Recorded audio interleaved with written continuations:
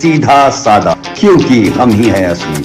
देश में एक राष्ट्र एक चुनाव के बहस के बीच 5 राज्यों के विधानसभा चुनाव पर कोई प्रभाव नहीं पड़ने वाला है। दरअसल मध्य प्रदेश, छत्तीसगढ़, राजस्थान, मिजोरम और तेलंगाना में अपने समय से ही विधानसभा चुनाव होने वाले हैं। भारतीय निर्वाचन आयोग इन राज्यों में चुनाव कराने की तैयारियों को अंतिम रूप देने में जुटा हुआ है। उम्मीद जताई जा रही है कि 15 सितंबर के बाद आयोग कभी भी इन राज्यों में विधानसभा चुनाव की घोषणा कर सकता है। यहाँ आपको बताए चलें, एक राष्ट्र एक चुनाव कराने के लिए कानून में संशोधन का सुझाव देने के लिए पूर्व राष्ट्रपति रामनाथ कोविंद की अध्यक्षता में एक कमेटी बनाई गई, जिसके बाद ये कयास लगाए जाने लगे कि 5 राज्यों में होने वाले विधानसभा चुनाव टल सकते हैं। इस बीच निर्वाचन द्वारा विधानसभा की चुनाव की तैयारियों में जिस तरह से बात कही गई है, उससे ये सब अटकलों पर विराम लगता हुआ नजर आ रहा है। मुख्य निर्वाचन आयुक्त राजीव कुमार की अगुवाई में निर्वाचन आयोग के अधिकारियों का दल पिछले 3 दिन से मध्य प्रदेश में चुनाव की तैयारियों की समीक्षा और अंतिम रूप देने में लगा हुआ है। सीईसी राजीव कुमार के साथ